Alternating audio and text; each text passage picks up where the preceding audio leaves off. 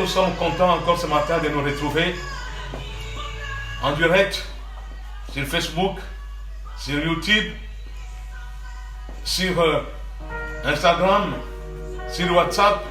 Vous pouvez nous retrouver et nous bénissons le Seigneur pour tous ceux qui nous suivent en direct et ceux qui viendront se connecter encore. Nous vous saluons déjà dans le nom de notre Seigneur Jésus-Christ.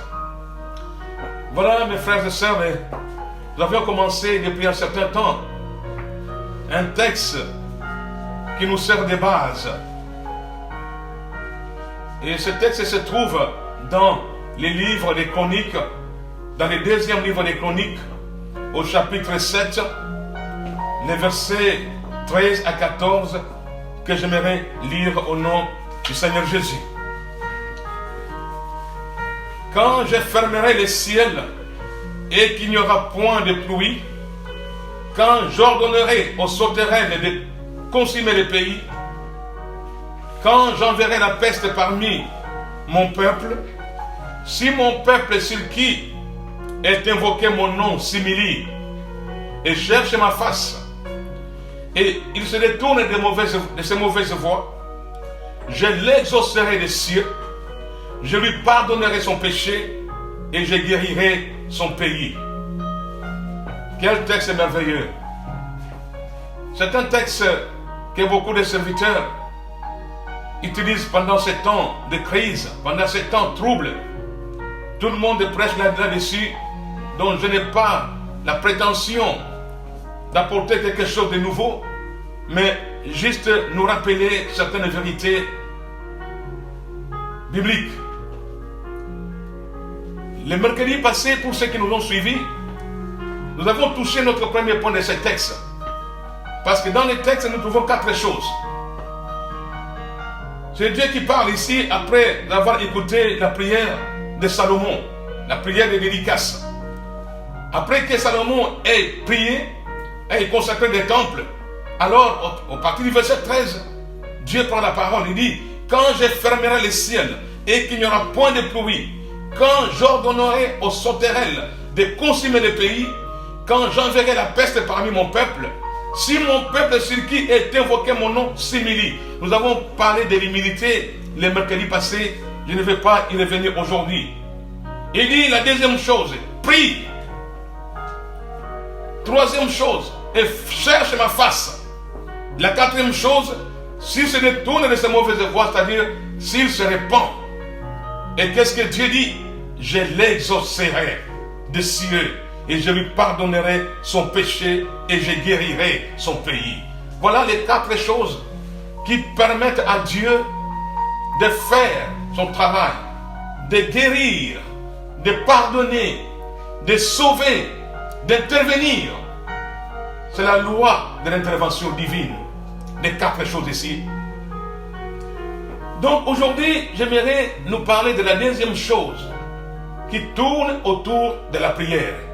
Parce qu'après l'humilité, la deuxième chose qui suit, c'est la prière. Alors essayons de voir ensemble ce thème sur la prière. C'est un thème vaste qu'on ne va pas résumer en 30 minutes ou en 40 minutes. Mais nous allons donner l'essentiel de ce que nous pensons être bon pour ce temps-ci. J'aimerais en même temps nous dire un autre texte qui se trouve dans le livre d'Ésaïe, chapitre 56, le verset 7. Il dit, je les amènerai même sur ma montagne sainte et je les rendrai joyeux dans ma maison de prière. Leurs holocaustes et leurs sacrifices seront acceptés sur mon autel, car ma maison sera appelée une maison de prière pour tous. Une maison de prière. Dieu ne dit pas que sa maison sera appelée une maison de prédication, une maison d'enseignement, une maison de musique, une maison de chant. Quoique toutes ces choses sont bonnes dans le culte. Toutes ces choses sont bonnes pour notre foi. Je ne dis pas qu'il ne faut pas chanter. Je ne dis pas qu'il ne faut pas prêcher parce que moi-même je suis en train d'exhorter. Donc c'est quelque chose qui est bénéfique pour le corps de Christ. Mais il dit, ma maison sera appelée une maison de prière pour tous. C'est vrai que nous avons, je ne suis pas le seul, je crois, quelque chose de commun pour tous les chrétiens.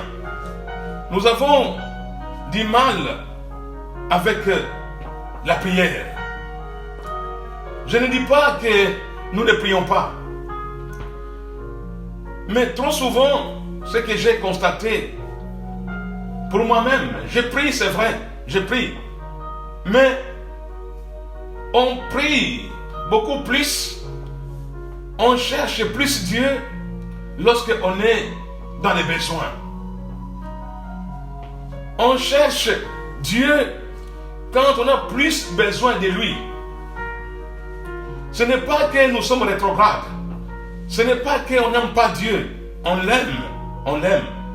Mais trop souvent, nos prières sont occasionnelles.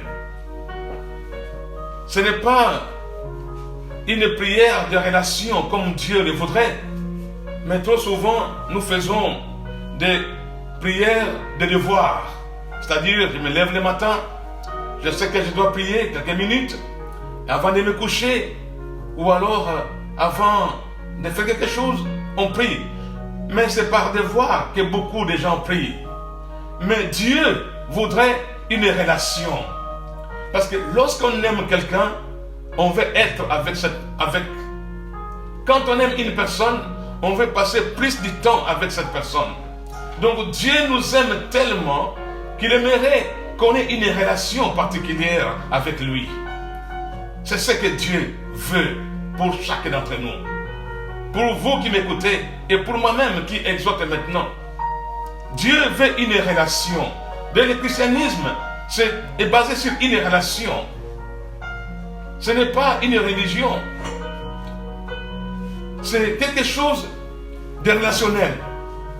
Voilà donc Dieu ne voudrait pas qu'on fasse comme des pharisiens qui priaient par devoir et non par relation.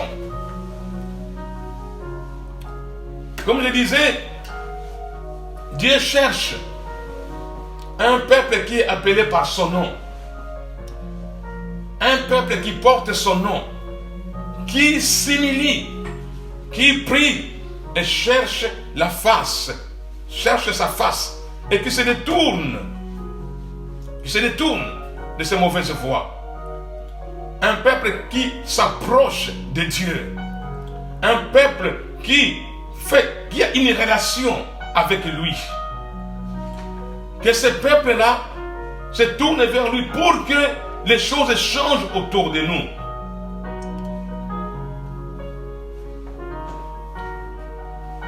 Nous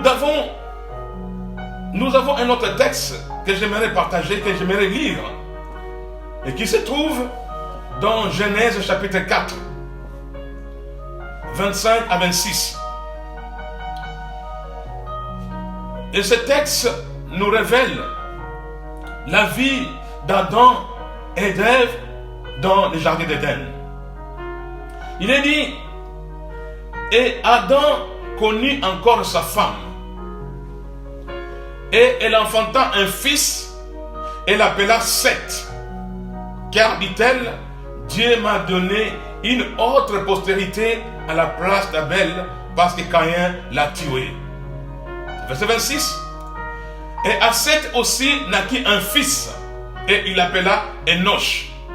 Ce fut alors que l'on commença à invoquer le nom de l'Éternel. La Bible nous dit ici, c'est seulement à la naissance d'Enoch que l'on commença à invoquer le nom de l'Éternel. Donc, depuis Adam jusqu'à Seth, il y a presque 230 ans. Et pendant 230 ans, personne n'invoquait Dieu. Je ne suis pas en train de dire que personne ne connaissait Dieu. Adam connaissait Dieu. Adam avait une relation avec Dieu. Dieu descendait dans le jardin, il s'entretenait avec Adam. Adam n'avait besoin de rien. Il avait tout dans le jardin. Tout ce dont il avait besoin était là, présent. Était devant lui. Il ne manquait de rien. Dieu descendait. Il parlait. Dieu parlait avec Adam. Donc, Adam connaissait Dieu en tant que son créateur. Il le connaissait en tant que créateur. Et les autres aussi le connaissaient comme tel. Ils avaient une relation avec Dieu. À ce stade-là, il n'y avait pas de péché. Il n'y avait pas de péché à ce moment-là. Donc, il n'y avait même pas la Bible. Il n'y avait pas la Bible que nous avons aujourd'hui.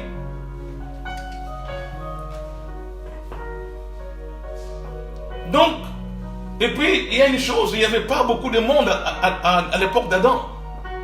Le monde n'était pas encore rempli, n'était pas encore au nombre de la population que nous avons aujourd'hui. Donc, il n'y avait pas de prédicateurs. Dieu ne l'avait pas demandé de prier. La loi de Moïse ne leur était pas encore donnée.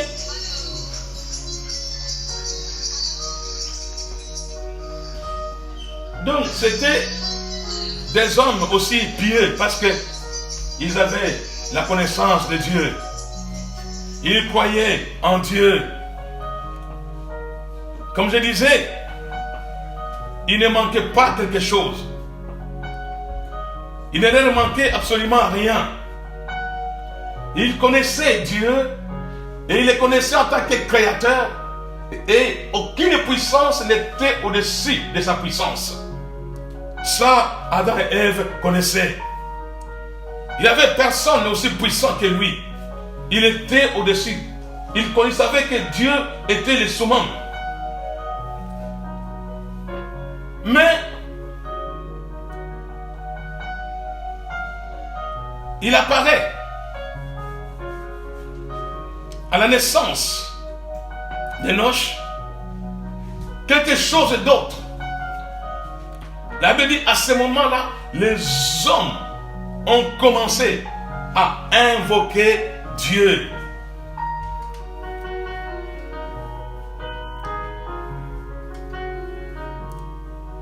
Donc depuis ce jour d'Enoch jusqu'à aujourd'hui, il y a des gens maintenant qui invoquent Dieu. Et c'est quoi invoquer Dieu? Invoquer Dieu, c'est appeler à l'aide. La prière, c'est appeler Dieu à l'aide. C'est une communion avec Dieu. C'est une relation que nous établissons avec Dieu. C'est une communication avec Dieu. Et à ce moment-là, il n'y avait pas encore un peuple choisi. Il n'y avait pas encore un appel spécifique. Mais ceux qui invoquaient Dieu étaient appelés le peuple de Dieu. Le peuple qui l'invoque. Il n'y avait pas encore d'alliance. Il n'y avait pas encore de personnes choisies, comme je disais, je me répète. Le peuple de Dieu était simplement le peuple qui invoquait son nom. Et c'est comme ça qu'on arrive à la période de Noé. La Bible dit que Noé a marché avec Dieu. Donc, la Bible déclare aussi que deux personnes ne marchent pas ensemble si ils ne sont pas d'accord.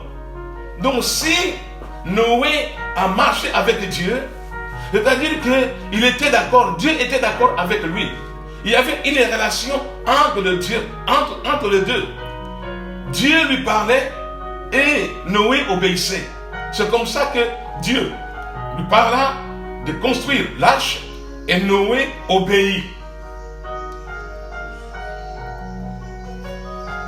Noé, parce qu'il avait une relation avec Dieu, parce qu'il savait invoquer Dieu, qu'est-ce qui se passe? Il a pu sauver sa famille. Parce que c'était un homme qui connaissait Dieu, qui avait une relation avec Dieu, qui priait Dieu. Donc, la prière, mes frères, est quelque chose qui peut nous sauver. D'ailleurs, en Actes chapitre 2, le verset 21, c'est la prédication de l'apôtre Pierre, sa toute première prédication. Il dit, alors quiconque invoquera le nom du Seigneur sera sauvé. Quiconque invoquera le nom du Seigneur Jésus sera sauvé. Donc, quiconque invoque, quiconque appelle à l'aide sera sauvé. Pouvez-vous imaginer, comme je disais, 200 ans, les gens n'invoquaient pas le nom du Seigneur. Et au jour d'aujourd'hui, il y a des gens qui sont venus au monde, mais qui n'ont jamais invoqué ce Dieu-là. Ils ont d'autres divinités. Ils ont des idoles. Ils s'adressent aux idoles. Mais je voudrais nous dire, bien-aimés, une idole ne peut pas te sauver. Tu peux invoquer le Dieu de ta famille. Tu peux invoquer les idoles. Tu peux invoquer, je ne sais pas moi, quel genre de divinité. Mais ces divinités n'ont aucun pouvoir de te sauver. Alors si tu te tournes dans ces choses qui sont occultes, si tu te tournes aux idoles, à l'occultisme, aux puissances maléfiques, sache que ces choses-là ne pourront rien apporter dans ta vie.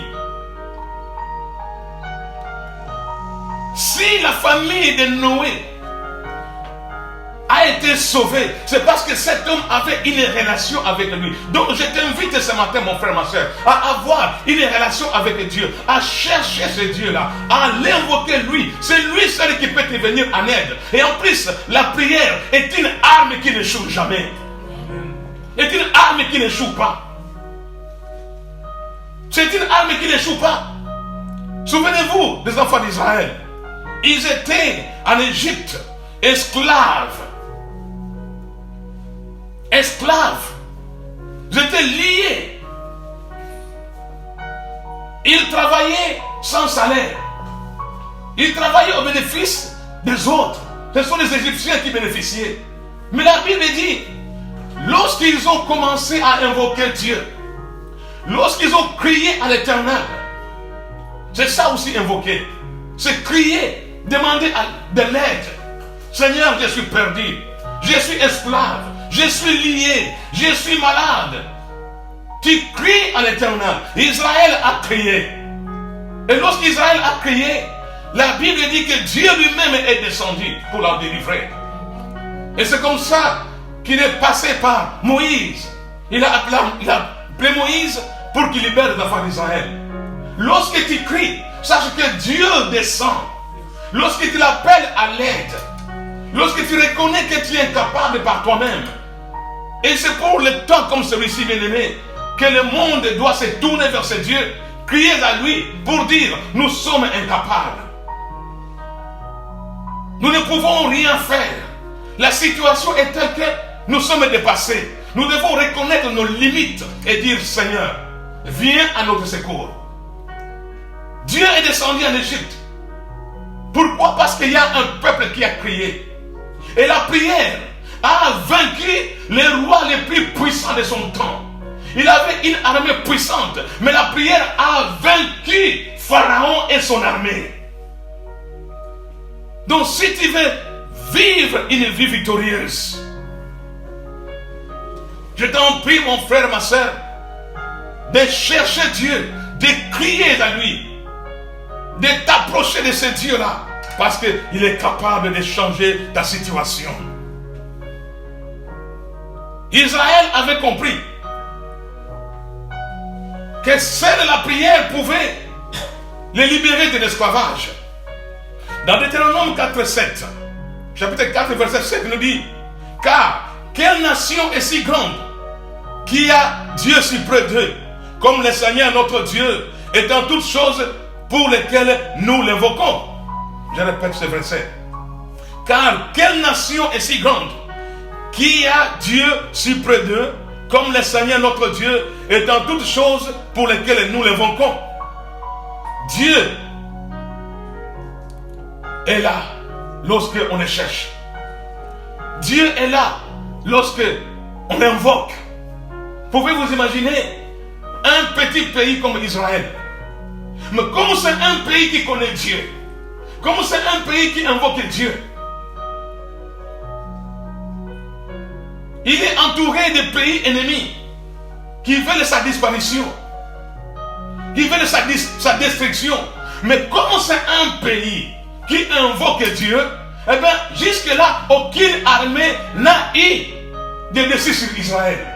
Pourquoi? Parce que c'est un peuple qui cherche Dieu, un peuple qui a une relation avec Dieu, un peuple qui croit en Dieu, un peuple qui invoque Dieu. Alors mon frère, cherche ce Dieu-là.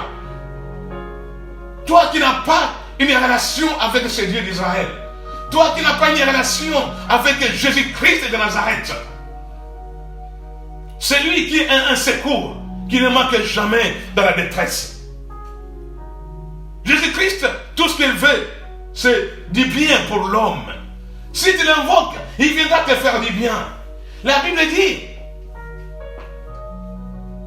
il parcourait des villes, des villages, de lieu en lieu, faisant du bien, guérissant les malades, chassant les démons, libérant les hommes de l'esclavage, de puissance démoniaque. Il n'a pas que guéri les malades. La Bible me dit aussi que Jésus-Christ a donné à manger. Il a multiplié le pain. Donc tout ce qu'il veut, c'est que tu l'invoques. C'est que tu l'invoques dans ta vie pour qu'il te donne ce dont ton cœur a besoin. Cherche Dieu. Les gens s'appuient sur les armes. Les gens s'appuient sur leur intelligence. Les gens s'appuient sur leur technologie. Mais nous nous appuyons sur Dieu. Nous nous appuyons sur le Seigneur qui a le pouvoir de vaincre les armes les plus sophistiquées de ce monde. Donc, la prière a toujours été la force la plus puissante sur cette terre. C'est une force, c'est une puissance qui renverse les autorités, qui renverse les principautés, qui renverse les dominations. C'est l'arme la plus efficace que Dieu a donnée aux hommes. Et prenons alors cette arme, utilisons-la. Utilisons cette arme, mes frères. Prier, c'est seulement communiquer avec Dieu. Donc la prière, c'est être en communion avec Dieu, être en sa présence. Et vous savez, lorsqu'on est dans la présence de Dieu, comment c'est dans la prière? Je disais, dans sa présence, Dieu nous voit. Dieu nous sonde. Il voit ce qui ne va pas en nous. Vous savez, il y a des accidents de circulation dans le monde physique. Je disais le mercredi passé que le vrai monde est d'abord spirituel. Donc ce que nous vivons dans le monde matériel sont que les conséquences de ce qui se passe dans le monde spirituel. Donc s'il y a des accidents dans le monde matériel, on peut comprendre aussi qu'il y a des accidents dans le monde spirituel. Et ces accidents-là, nous sommes déformés par ces accidents dans le monde spirituel. Mais lorsque nous sommes dans la présence de Dieu, lorsque nous nous présentons à Dieu dans la prière, Dieu nous voit. Il dit, non mon fils, ce n'est pas ainsi que je t'ai fait. Tu as fait un accident et voilà, tu es déformé. Et là, Dieu nous répare. C'est pourquoi la prière, pas seulement elle est une arme pour nous aider à nous sortir de cette situation, mais c'est aussi un moyen que Dieu utilise pour nous réparer, pour nous changer, pour agir en nous, pour nous transformer. Donc nous devons aimer cette présence. Aimons Dieu, mes frères. Aimons-les. Parce que vous savez, si vous aimez les sports, par exemple, parce qu'il y en a qui disent, nous irons tous au ciel. Il y a même un chant qui est sorti à une certaine époque. Il dit, nous irons tous au paradis. Nous disons, nous irons tous au paradis. Alors, je me dis, si tout le monde doit aller au paradis, c'est-à-dire que un voleur qui est habitué à voler, il va aller au paradis pour aller faire ce qu'il a toujours aimé sur la terre. Comme il a toujours aimé voler, il va se retrouver au ciel et il va aller voler au ciel. Si vous êtes un criminel, vous aimez commettre les crimes, vous pensez que vous allez au ciel, vous irez au ciel pour aller commettre les crimes là-bas? Non, frère. Dans ma Bible, il est dit, les voleurs, les impudiques,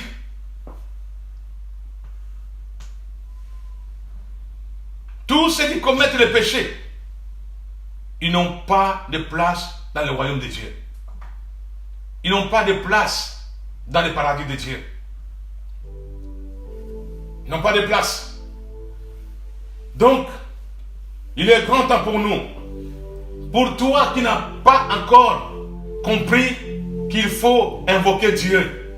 Il dit, quiconque invoquera le nom du Seigneur Jésus sera sauvé. Quiconque demandera son aide, criera à lui, Dieu viendra à son secours pour les sauver.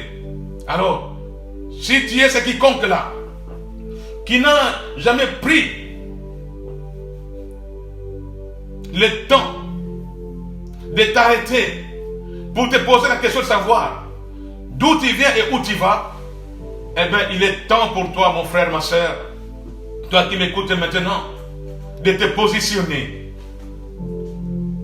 La Bible dit, quiconque invoquera le nom du Seigneur. Quiconque, ça peut être toi qui m'écoute en ce moment et qui est loin de Dieu, qui ne le connaît pas, ou tu as entendu parler de lui, mais tu n'as jamais établi une relation avec Jésus-Christ. Alors, c'est le temps pour toi de t'approcher de ce Dieu-là. Approche-toi de ce Dieu. C'est le moment. Marc, chapitre 11, verset 15-18. Et ils virent à Jérusalem. Et Jésus entra dans les temples et commença à chasser ceux qui vendaient et achetaient dans les temples. Et renversa les tables des changeurs et les sièges de ceux qui vendaient des colombes. Il ne souffrirait pas que quiconque transporte un vase à travers le temple. Et il enseigna en leur disant, n'est-il pas écrit, ma maison sera appelée de toutes nations la maison de prière, mais vous en avez fait un repère de voleurs. Les scribes et les principaux sacrificateurs l'entendirent et cherchèrent à le détruire, car ils les craignaient, car tout le peuple était étonné de sa doctrine. Pouvez-vous imaginer Jésus qui faisait du bien, un homme calme, mais ce jour-là, il entre dans les temples. Qu'est-ce qu'il trouve? La maison de l'imam a dit sera une maison de prière, mais il trouve des gens qui sont en train de vendre. Des gens qui font du commerce. Et Jésus prend un fouet. On peut imaginer un peu la scène. Même les disciples, je crois qu'ils étaient un peu étonnés de voir Jésus avec un fouet. Lui-même, il renverse les tables de commerce. Il chasse les gens avec un fouet. Il expulse les gens. Il brise les chaises. Il casse les chaises. Il chasse les gens. Quelle scène!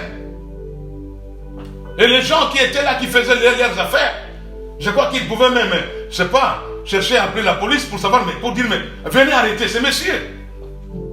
Nous ne faisons que notre travail. Nous sommes des commerçants. Nous cherchons à gagner notre vie. Et en plus, nous sommes là pour aider. Il y a des gens qui viennent pour adorer, mais ils ont besoin de payer la taxe du temple. Ils ont besoin d'offrir un sacrifice. C'est tout ce que nous faisons. Est-ce que nous faisons quelque chose de mauvais?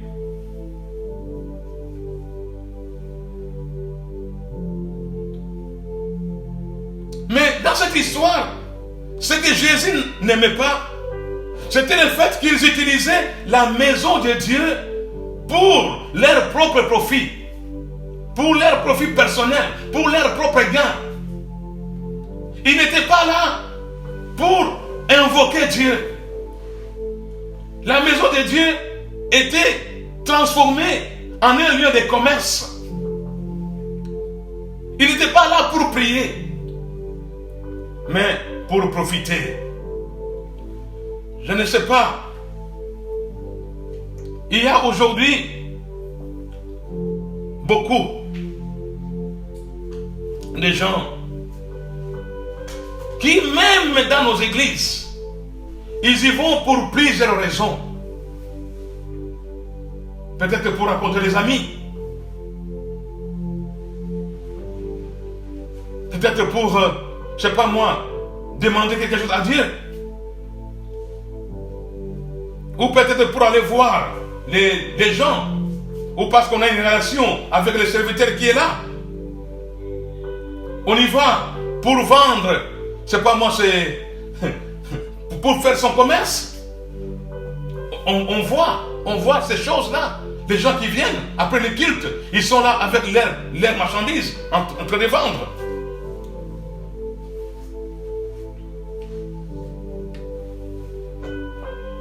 Jésus a dit que cette maison doit d'abord être une maison de prière.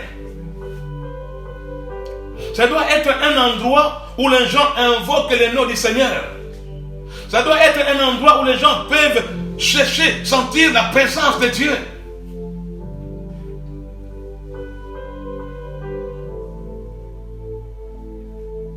Mais voilà,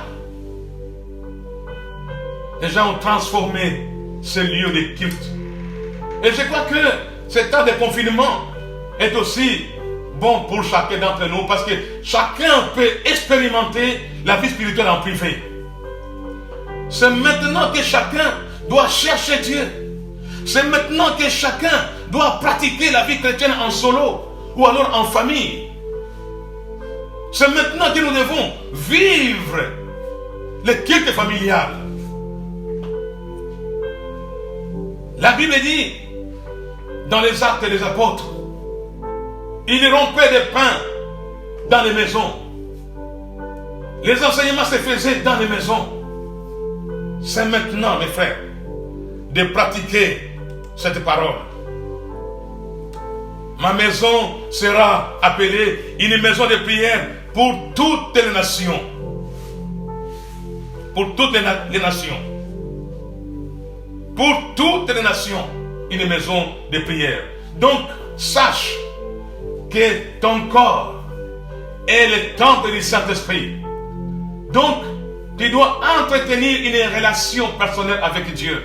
Comment? C'est dans la prière. C'est pourquoi il dit, si mon peuple, celui qui est invoqué mon nom, s'humilie, prie. Tu dois prier. Nous devons prier. C'est à cela que Dieu nous appelle. Si tu fais la prière par devoir, eh bien, il faudra que tu apprennes à changer ton fusil d'épaule aujourd'hui. Ne fais plus la prière par devoir, mais cherche à faire une prière relationnelle. Parce que Dieu te veut. Dieu veut une prière de relation. Vous savez, quand vous aimez quelqu'un et que ça faisait longtemps que vous ne l'avez pas vu, qu'est-ce que vous faites? Vous dites non, aujourd'hui je vais lui rendre visite. parce que j'aime cette personne, j'aime sa compagnie, j'aime être avec lui. Voilà les genres de prières que Dieu voudrait pour toi, pour moi aujourd'hui. Ce n'est pas seulement une prière d'urgence. Quand on est dans les besoins, quand on a plus besoin de Dieu, non, Dieu te veut, mon frère. Dieu nous veut en tant que peuple d'alliance. Nous sommes des citoyens d'alliance. Nous avons compris une alliance avec Dieu. Et Dieu nous veut dans sa présence. Pendant ce temps de confinement, prenons le temps de chercher Dieu. Prenons le temps de passer du temps avec lui. En lisant les Saintes Écritures.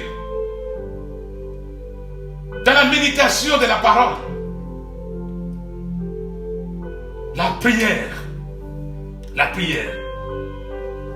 Alors si tu as toujours fait ce genre de prière-là rapide, de prière de devoir, parce que tu te dis, bon, je me suis levé le matin, Dieu m'a fait grâce, donc je vais le remercier. Non, Dieu voudrait maintenant que tu prennes le temps de passer, choisis. Fais-toi un hôtel chez toi à la maison. Un hôtel de rencontre. Un lieu où tu peux rencontrer ton Créateur. Un lieu où tu peux converser avec lui parce qu'il a besoin de communiquer avec toi. Dieu nous veut de sa présence, mes frères.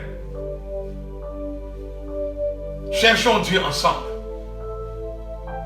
Nous voulons terminer par là.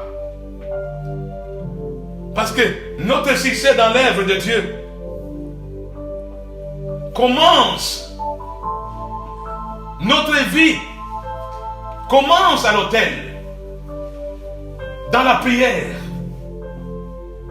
D'ailleurs, la prière précède tout. La prière accompagne et la prière clôture.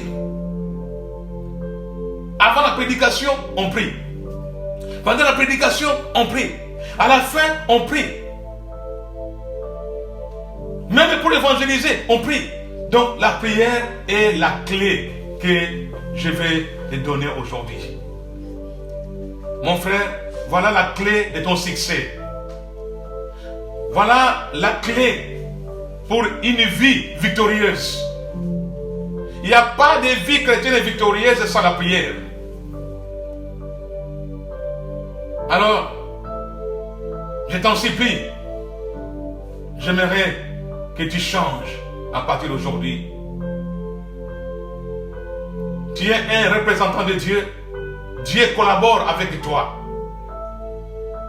Dans la prière, Dieu veut collaborer avec nous.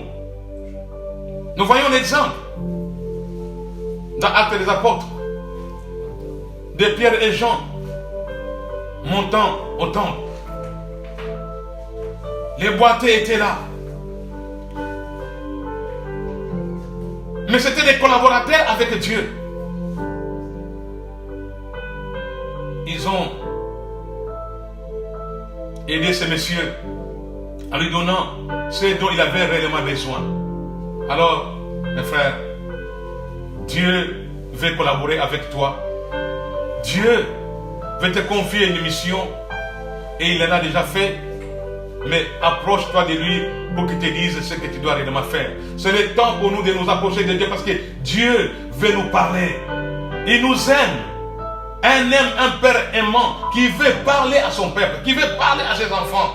Alors allons vers lui dans la prière pour recevoir ses directives.